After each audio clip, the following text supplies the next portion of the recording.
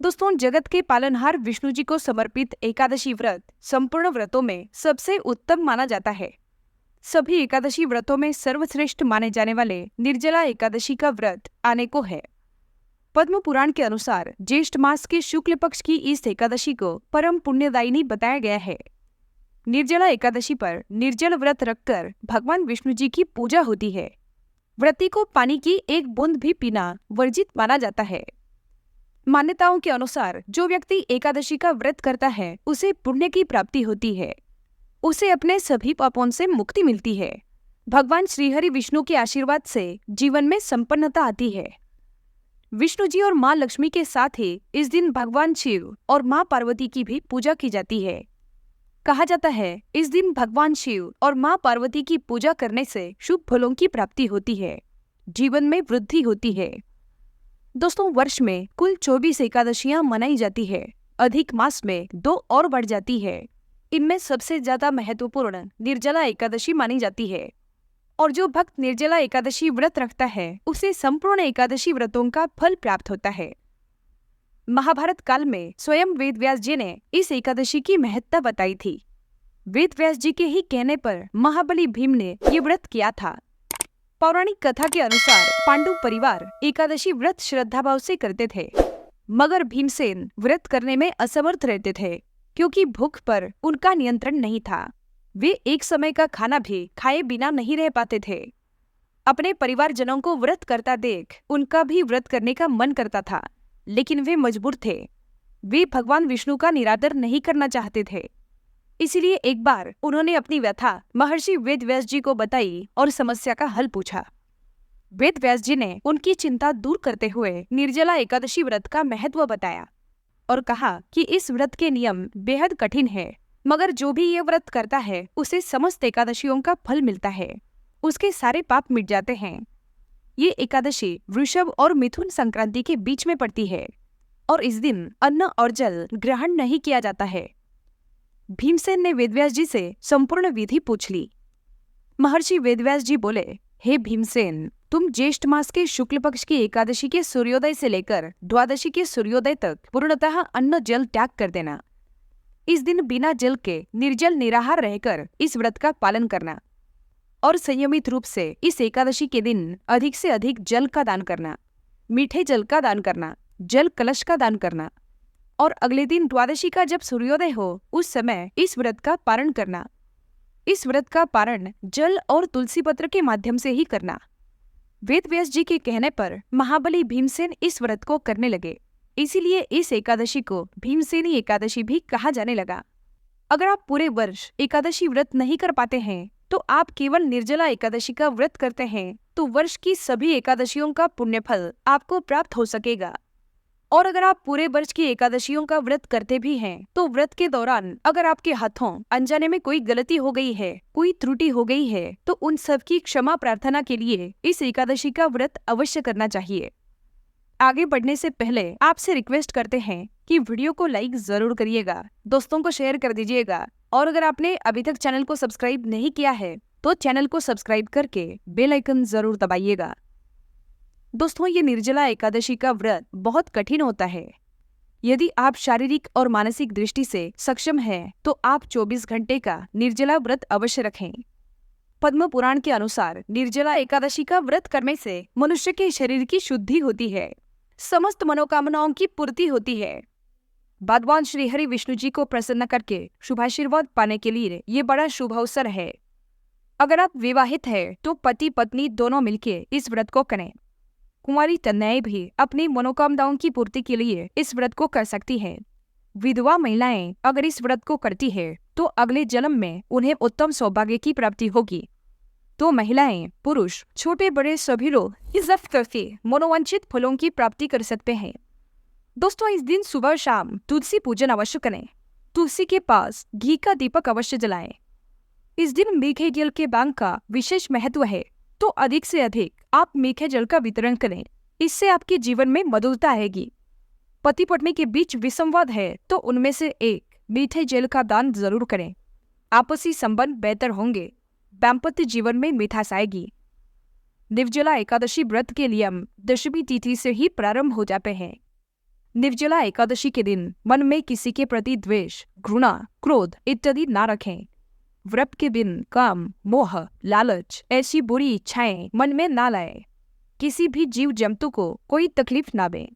हर सजीव में ईश्वर का वास माना जाता है, इसलिए ऐसा कोई कृत्य ना करें जिससे किसी को दुख पहुंचे।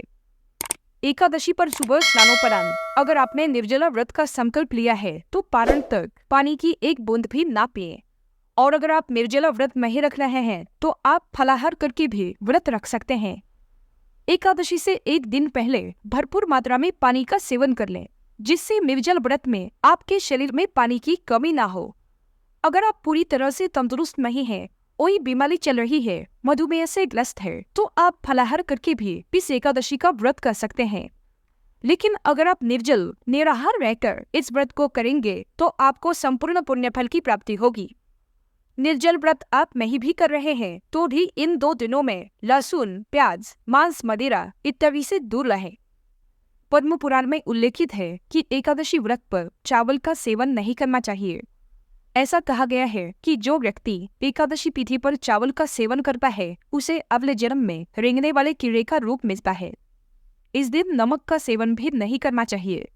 अगर नमक का सेवन करना आपके लिए आवश्यक है तो दिन में एक बार आप सेंधा नमक खा सकते हैं। साथ ही मसूर की दाल, मूली, बैंगन और सेम से भी परहेज करें। भगवान को भी शुद्ध और सात्विक चीजों का ही भोग लगाएं। निर्जला एकादशी के दिन बाल, नाखून ना पटवें, दाढ़ी ना बनवाएं, पूर्ण रूप से ब्रह्मचर्य का पालन करें। और अगर इसी समय आपके घर में जन्म अथवा मृत्यु का सूतक कदर अचानक लग जाता है तो ऐसे में आप नियम पूर्वक व्रत करें। सिर्फ भगवान का पूजन या उनकी प्रतिमा को स्पर्श ना करें। निर्जला एकादशी पर दिन में ना सोएं, रात्रि में भी जागरण करें। भजन कीर्तन, मंत्र जाप, श्रीमद् भागवत गीता, विष्णु सहस्त्रनाम आदि का पाठ करें। सत्यनारायण की कथा सुने और सबसे महत्वपूर्ण निर्जला एकादशी की कथा पढ़ें या सुने। इस व्रत की कथा सुनने मात्र से व्यक्ति को स्वर्ग की प्राप्ति होती है। चतुर्दशी लुप्त अमावस्या को सूर्य ग्रहण के समय श्राद्ध का जो फल मिलता है वही फल निर्जला एकादशी की कथा सुनने से प्राप्त होता है। इसका वर्णन ब्रह्मवैवर्त पुराण में है। कथा सुनने के बाद ब्राह्मण को यथाशक्ति दान दक्षिणा दें। निर्जला एकादशी की कथा हमारे चैनल पर उपलब्ध है, आप उस वीडियो को जरूर देखें। दोस्तों, निर्जला एकादशी के दिन शीतलता पहुंचाने वाली चीजों का दान किया जाता है, तो छतरी, जूते या जलकुंभ का दान करना बहुत ही पुण्यकारी माना जाता है। निर्जला एकादशी के दिन जल कलश पर एक खरबूजा रखकर उसका दान करें। आप अन्य फलों का भी दान कर सकते हैं। व्रत का पारण करने के बाद आप जो दान करने वाले हैं उसका संकल्प पारण के समय ही लें। पारण के बाद आप चाहे तो फल या जलकुंभ का दान कर सकते हैं। इस समय ब्राह्मण भोज अवश्य करवाएं। ये संभव ना हो तो उन्हें भोजन की सामग्री भेंट करें, उन्हें दक्षिणा दें। दोस्तों, वैसे भी गोदान को शास्त्रों में सर्वोत्तम दान कहा गया है और साल के सबसे बड़े एकादशी के इस महापर्व पर गोदान करना अनंत गुना पुण्य फलदायी माना जाता है। तो आप अपनी श्रद्धा और सामर्थ्य के अनुसार गोदान करें। गोदान नहीं कर सकते हैं तो कम से कम गौ सेवा अवश्य करें। गौ माता को चारा खिलाएं, जल आदि की व्यवस्था करें। गौशालाओं में दान भी कर सकते हैं। गौ माता के निमित्त जो भी दान कर्म आप करेंगे वो सीधा सीधा भगवान विष्णु जी को प्राप्त होगा। निर्जला एकादशी के दिन ब्राह्मणों की, साधु संतों की, बड़े बुजुर्गों की सेवा करनी चाहिए। इनका अपमान अपने हाथों ना होने दें। कोई भी गलत या अनैतिक आचरण बिल्कुल ना करें। यदि अनजाने में कोई गलत कार्य आपसे हो जाता है तो भगवान से क्षमा याचना करके उसका प्रायश्चित आप दान पुण्य करके कर लें। निर्जला एकादशी के दिन सुबह ब्रह्म मुहूर्त में उठें, गंगाजल मिले जल से स्नान करें, स्वच्छ धुले पीले वस्त्र परिधान करें। पीला रंग विष्णु जी को सबसे प्रिय है। उनका परम प्रिय वस्त्र है पीताम्बर। पीला वस्त्र आपके पास ना हो तो पीला गमछा या कोई पीला कपड़ा अपने साथ रखें। अपने मस्तक पर चंदन का तिलक लगाएं। तुलसी के पत्ते एक दिन पहले तोड़कर रखें। तुलसी के पत्तों का इस पूजा में बड़ा महत्व है। निर्जला एकादशी के दिन अक्षत यानी चावल का प्रयोग पूजन कार्य में या किसी भी अन्य कार्य में वर्जित है। अक्षत की जगह जौ या तिल का प्रयोग करें। काले या सफेद तिल, कोई भी तिल आप ले सकते हैं। विष्णु जी को पीले फूल अर्पित करें। इस दिन घर में पूर्व या उत्तर दिशा में साफ सफाई करके रंगोली पर एक चौकी बिछाएं। चौकी पर पीला वस्त्र बिछाएं और उस पर मध्य में विष्णु जी की मूर्ति या प्रतिमा स्थापित करें। उनकी दाहिनी तरफ एक गेहूं की भेरी रखकर उस पर मिट्टी या तांबे का जल कलश रखें। उस पर श्रीफल यानी नारियल रखें। विष्णु जी के पूजन में सर्वप्रथम उन्हें जल से स्नान कराएं। 4 बार जल चढ़ाएं। पंचामृत से स्नान कराएं। एकादशी के दिन केवल पंचामृत के रूप में आप शहद का उपयोग कर सकते हैं, अन्यथा इस दिन शहद का प्रयोग वर्जित है। पंचामृत से स्नान के बाद फिर शुद्ध जल चढ़ाएं। फिर वस्त्र यानी कलाबा या मौली अर्पित करें। उन्हें चंदन का या कुमकुम का तिलक लगाएं। यज्ञोपवीत यानी जनेऊ अर्पित करें। उन पर जौ या तिल चढ़ाएं। उसके बाद तुलसी दल अर्पित करें। पीले फूल चढ़ाएं। सुगंधित इत्र लगाएं। धूप और शुद्ध घी का दीपक उनके सामने प्रज्वलित करें। उन्हें नैवेद्य अर्पित करें। भोग में फल या दूध से बनाई मिठाई पर तुलसी का एक पत्ता आपको अवश्य रखना चाहिए। फिर नैवेद्य के आसपास जल घुमा दें। इसके बाद एक पान में लौंग इलायची रखकर भगवान को पान का बीड़ा अर्पित करें। उनकी आरती उतारें। पूजा के बाद निर्जला एकादशी की कथा का श्रवण करें। दूसरे दिन सुबह जो वस्तुएं आपने चढ़ाई हैं उन्हें किसी मंदिर में या ब्राह्मण को दान कर दें। अब कुछ विशेष ध्यान देने योग्य बातें। निर्जला एकादशी के दिन वैसे तो जल पीना पूर्णतः वर्जित माना जाता है, लेकिन पूजन समय आचमन करने का विधान है। तो यदि आप आचमन के माध्यम से जल पीते हैं तो उसका कोई दोष नहीं लगता है। शरीर अंतर्गत शुद्धि के लिए आचमन आवश्यक है। आचमन 3 बार किया जाता है। ओम केशवाय नमः, ओम नारायणाय नमः, ओम माधवाय नमः कहते हुए 3 बार आचमन करने का विधान है। इससे आपका व्रत भंग नहीं होगा। आपके मुंह में जो लार बनती है उसको भी आप अंदर उतार सकते हैं, क्योंकि वो शारीरिक क्रिया है, उसका भी कोई दोष नहीं लगता है। जो लोग किसी बीमारी से ग्रस्त हैं, जिन्हें रोज दवाइयां लेनी पड़ती है, वो अपने वक्त पर दवाई ले सकते हैं। गोली लेने के लिए जल पीना आवश्यक है, तो उस समय जल पी भी सकते हैं। व्रत में औषधि सेवन का कोई दोष नहीं लगता है। कुछ दवाइयां पानी के बिना निगल नहीं सकते हैं। ऐसे में इस समय अगर आप पानी पी लेते हैं तो उसका भी दोष नहीं लगता है। तो विधि विधान से ये व्रत करें और प्रभु के आशीर्वाद से अपना जीवन सुखमय बनाएं।